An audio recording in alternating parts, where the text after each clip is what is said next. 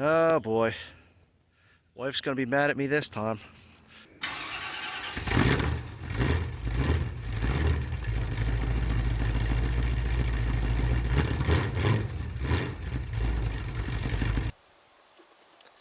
Hey everybody, how's it going?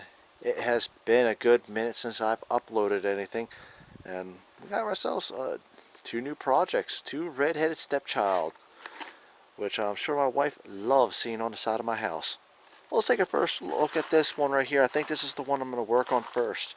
These are both snapper mowers. This is a contractor model, extra tough was what they called them. This is a 41-inch mower, which is a bit unusual. Most snappers I've dealt with have been a single blade. This is a dual blade 41-inch. Most I've dealt with was 28-inch and 30-inch cut. And this is a I think an early 90s model, is from what I best could tell.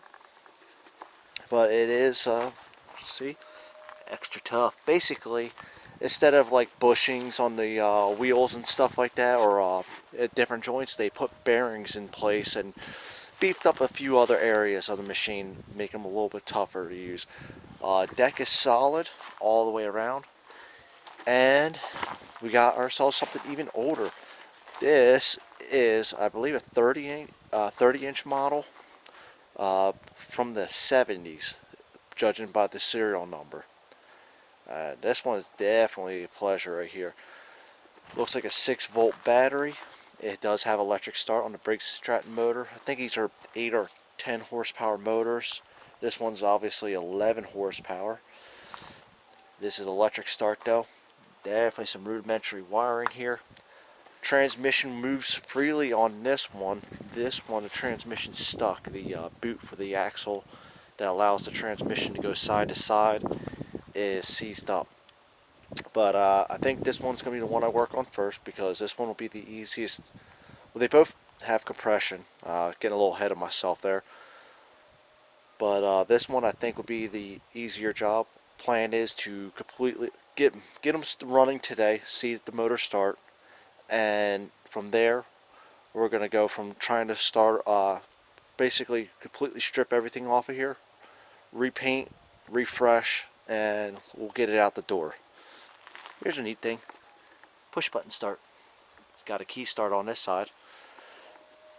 But just to show, the motors do have compression. They move and they build compression right there, which is always a good sign. Both motors have oil. And let's see here.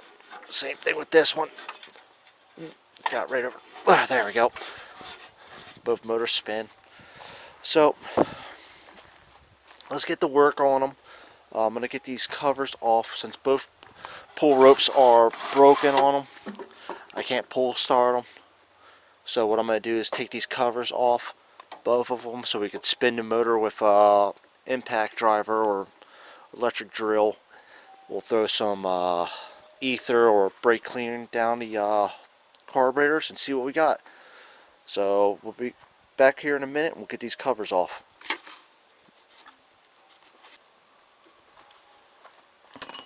Now it takes 2 7/16 bolts. This one's snapped off already. Yep. Luckily everything's already kind of not on there super hard. These have been stored inside a shed actually for their lives, I guess, after they've been put away. I bought it off the son or the grandson of the original owners from a farm that they're just clearing out at this point due to unfortunate circumstances, I'm sure. Yeah, he actually asked me very particularly if I do get these fixed up to send him a video once these are running, and little did he know I'm one of these wannabe YouTubers. Let's see here. Whoa, there we go. Come on. What is holding you up? All bolts. Oh, you are.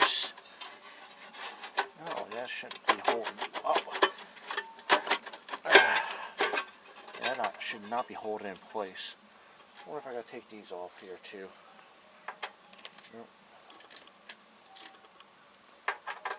it is.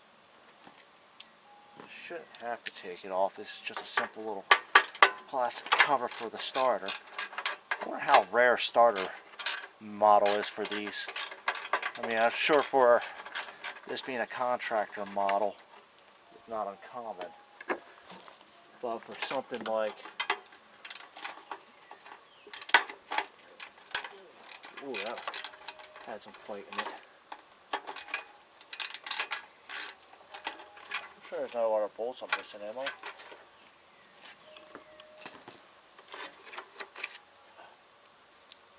Yeah, starter gear looks good.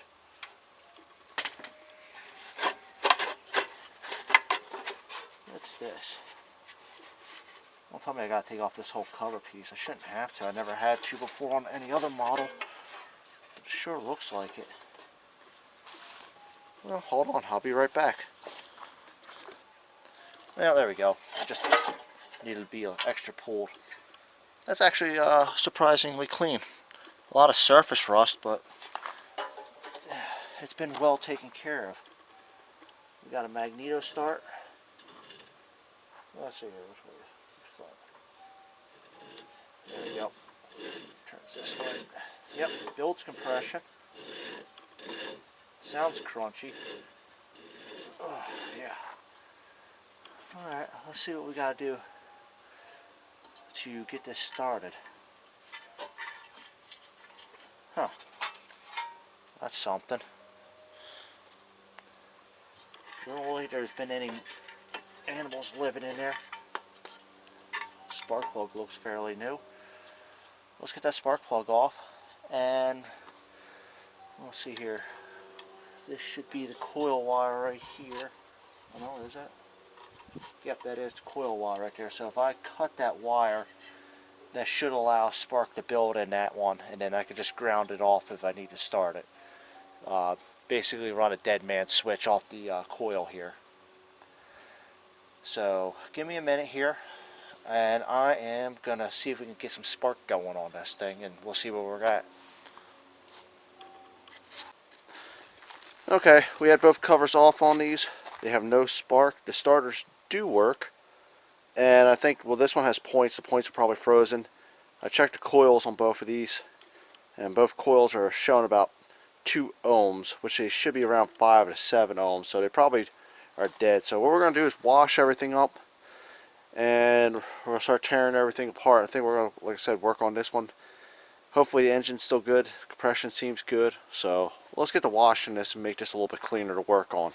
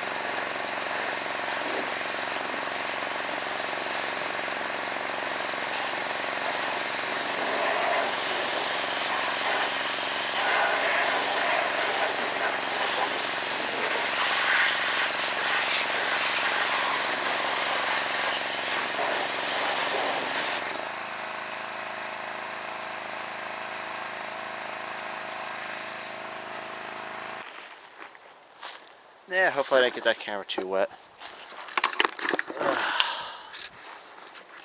Yeah, not exactly on the best angle in the world, but to give an idea how everything works down here on a snapper. Plenty of videos, better than what I'm going to show, but basically transmission shifts along here, rides on the track out there. She's pretty solid right now, but I think that's because the boot's ripped, and whenever these boots start to go, it tends to clog up the transmission, make it not really want to move too well. And I've been through that before.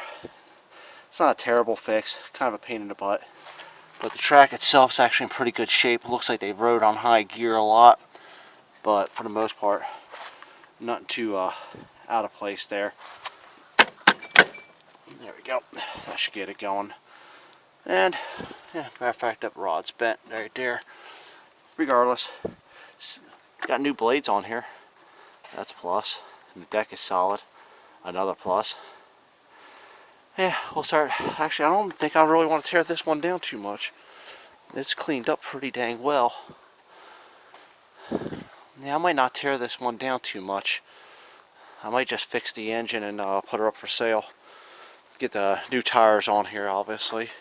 They have seen better days. And I've got new blades on there. And they spin very freely. Sound a little junky.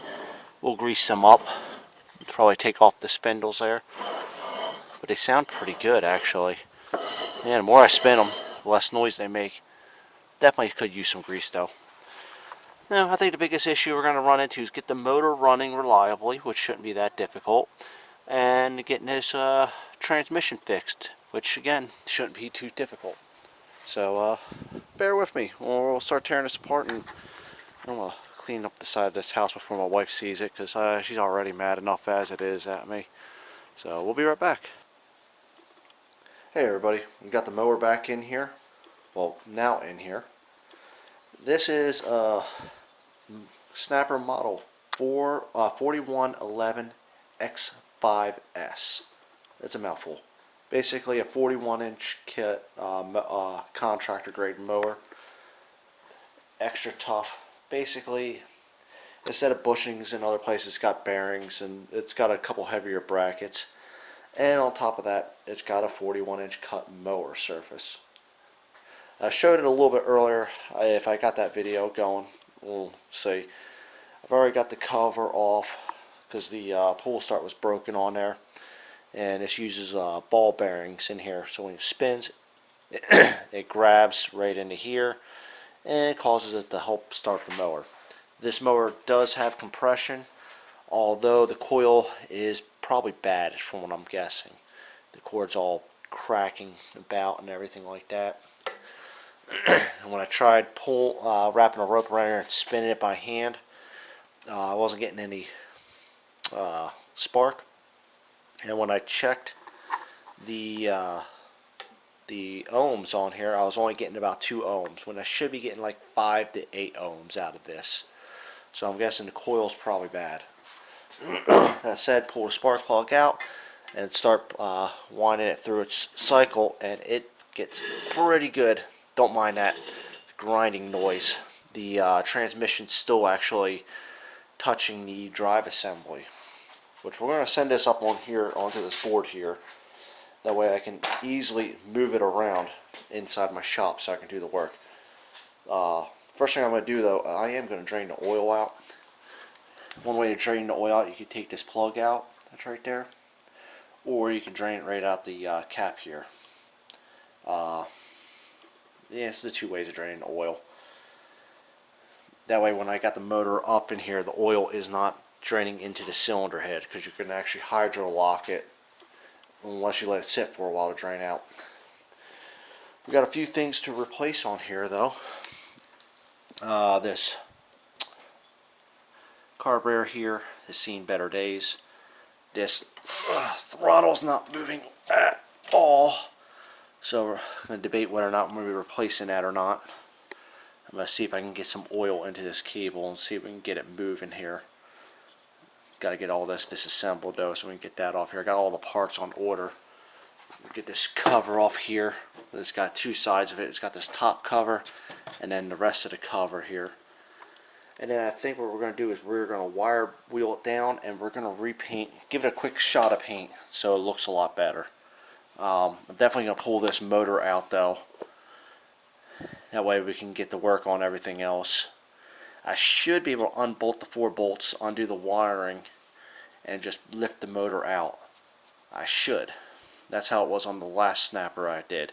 It took a little finagling to get it out of the cover, or get the drive disc out of here, but I was able to pull it all out. So I'm hoping it will still be that easy. Well, let's see. A little history on this mower and the other one that I'm going to actually do a full restoration on, I think. This came from a local farm. It's been sitting in the shed for, I think the guy said, for the last 10-15 years. It hasn't been used, at least the last 10 that I know of. The other mower is from the 70s, and that has not moved for, I think he said, for since the 90s. That motor's better shape. The starter actually works pretty well for it. But let's get it up on the board here. Like I said, one thing I like about the snappers, to do most maintenance, blades, belts, things like that, you sit it up on here. And this frame doubles as the bagger assembly for it, which this one I believe had a bagger set up on there. Luckily, they gave me both chutes for this one and the other one too, so the parts, I guess, have been laying around. So let's get to work. I got new tires on order. These tires are so dry rotted and bad. They got tubes in them. The fronts are actually holding air, surprisingly. The backs are not holding air. The one side's got a tube in it and it's letting air right out. This one, obviously being dry rotted, we're just going to change the tires out. They're not hard to do by hand. And we'll just get to work on this one. So let's get this thing up on its back end here, and let's get to work. Okay, so we got it up on the stand here. Makes it a little bit easier to roll around and do what we need to do. As you can see, probably got to grease that up, but it actually don't sound too bad. While it does have a lot of surface rust, this is solid. The holes you see in there are square peg holes for different mounts that I guess they used through the years. But everything on here is surprisingly solid. I'm guessing they took pretty good care. Probably washed this thing on a regular basis. The wheels could do better. Probably got to get new bearings in there. Not a problem. And you should have plastic, what's left of plastic, holding these together. I got this attached because you got to pull the clutch in to even get these real wheel to mount at all. Because what it's doing, basically how a snapper works, you have a clutch assembly right here. This goes to the motor right here. As it spins, you let the clutch go, it touches, it hits that plate, and as you shift back and forth, it rides along. Well, get a good angle here. There we go. It rides along this disc to give it the speed in reverse. Power goes into here. This is your differential right here. These boots, which this one's crumbling, I got a new one coming, is what slides what gear you're going to be in crossed. This is your brake right here. It's got a simple little band brake. This one's not too bad, but it's leaking, as you can see. Most transmission problems I've seen come across on these usually results into this transmission piece right here not sliding back and forth across this axle shaft. And as you see, nice and spins. You see all the junk in there though, and that prevents it because it needs to slide smoothly. So we got new boots coming in for both sides. We're going to probably drain the gear oil out of here, put new gear oil on here.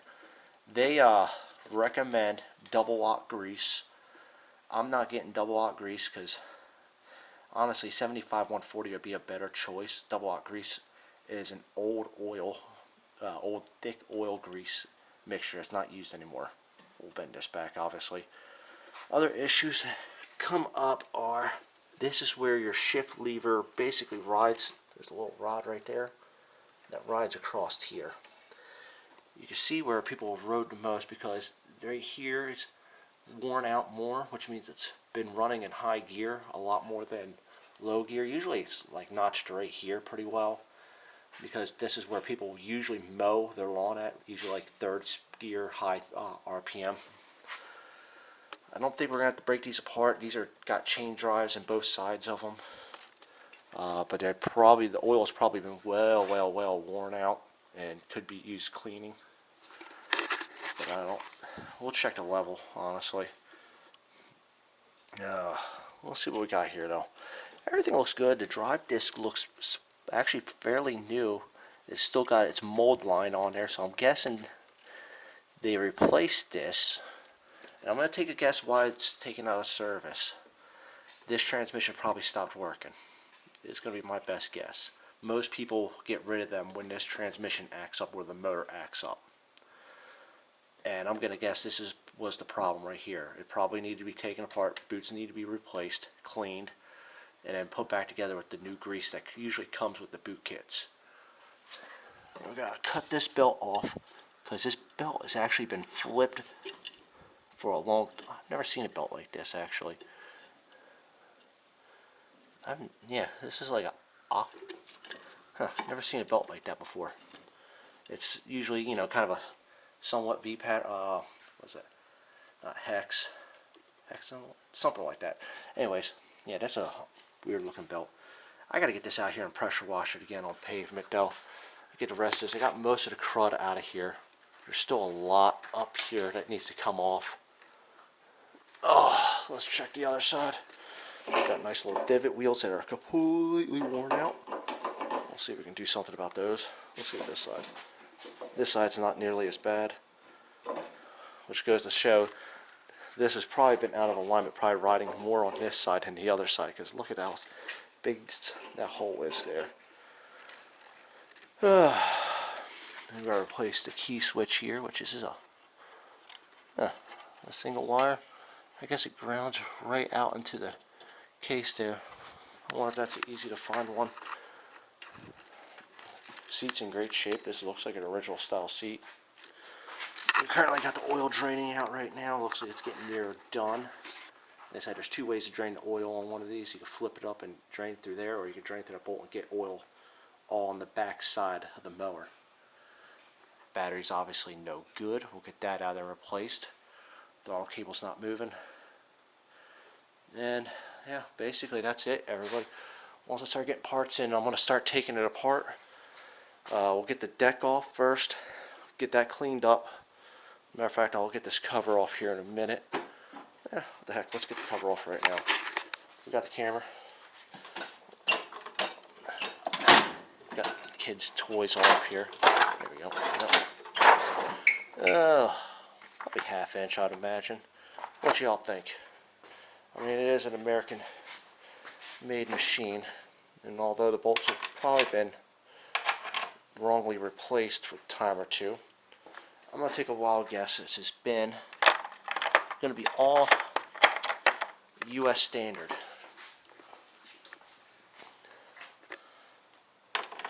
Yeah, let's do this one-handed. That's always the smartest way of doing things.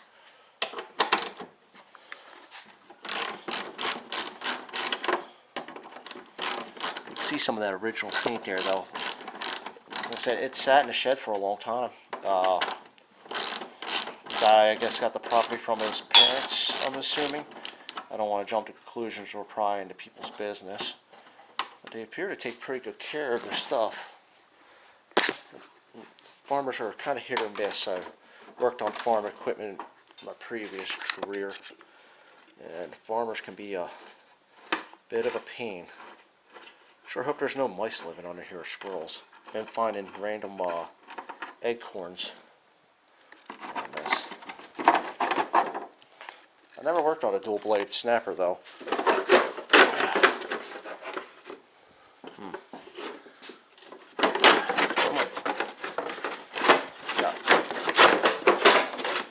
Man, I'm sure glad I'm using two hands to do this.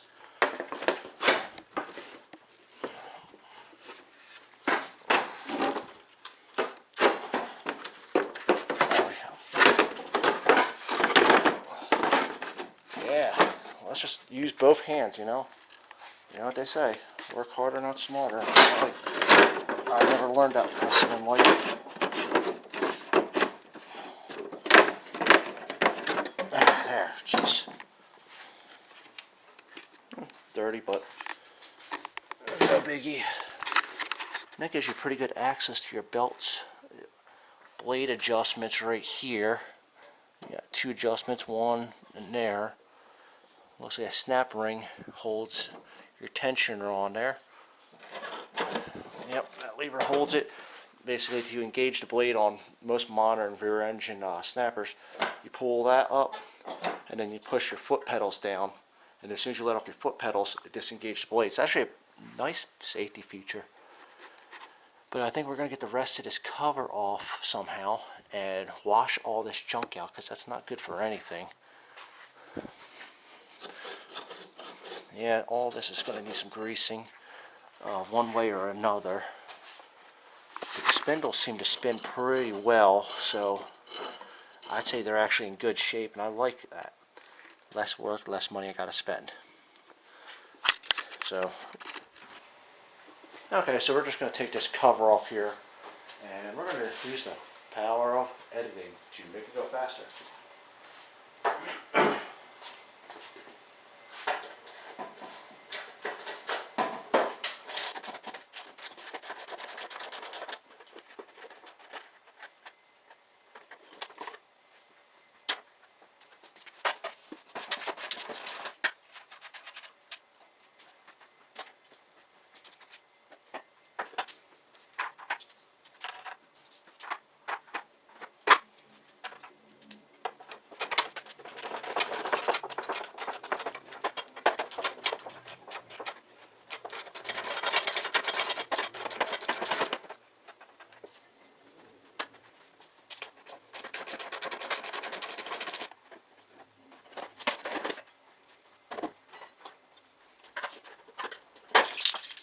Nice.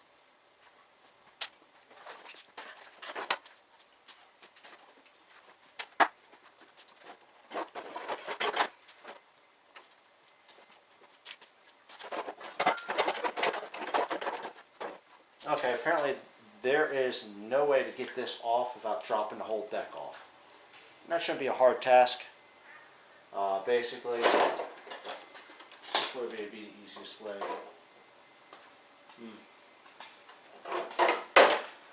I really don't really want to drop the whole blade deck off, though. We got some serious cleaning that we have to do in here. Let's get this. I don't want to move that too much.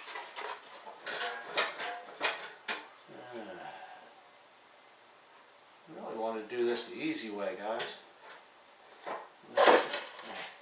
Ew.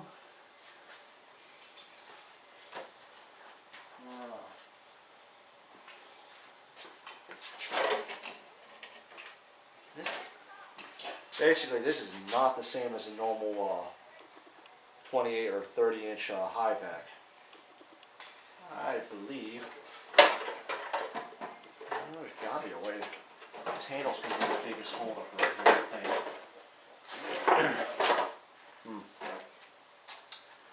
Yep. Alright, yeah, this is what we're going to do. Ew.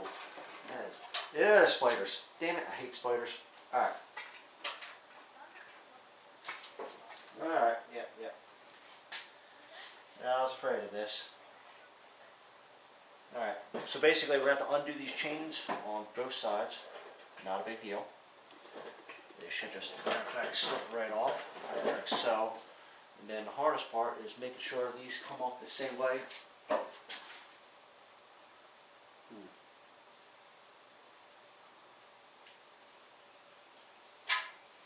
want to take this off. Yep. Let's get to work on getting this deck off then. Okay, so that ended up being a little more of a task than I was planning on. So, basically, this rod connects right here. Broke one of the circlips right off. I'm not sure if it's going to let me focus on that.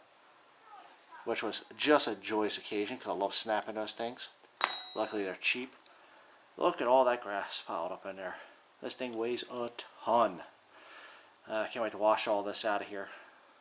And well, the paint's pretty good otherwise, so I think we're just going to clean this out, wire wheel it down, repaint it.